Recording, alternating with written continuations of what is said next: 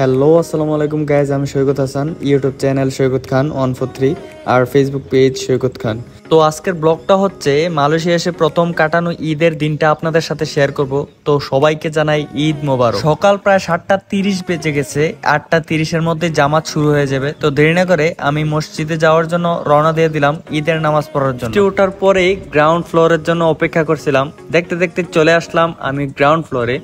Gate থেকে বের হওয়ার পর পরিবেশটা দেখে আমার এত ভালো লাগছিল বলার মতো না। তো মন যদি থাকে ফুরফুরে, সবাই মিলে একসাথে বসে খান কুরকুরে। অনেক করলাম মজা, এবার চলে যাব আমি মসজিদের দিকে সোজা। তারপর যেতে যেতেই চুলটা করে নিলাম ঠিক। ইস, কবে যে আসবে আমার চ্যানেলে ব্লু টিক। যাক, ব্যাপার না, স্বপ্ন দেখা ভালো, তাইলে জ্বলে উঠবে জীবনের আলো।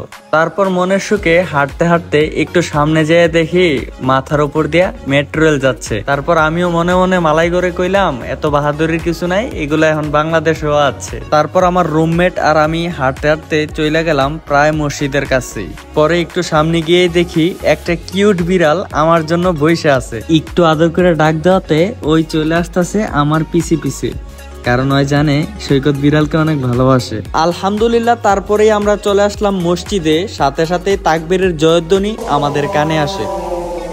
আল্লাহর অশেষ রহমতে নামাজটা সুন্দর করে শেষ করেই আবার ছুটলাম বাসার দিকে।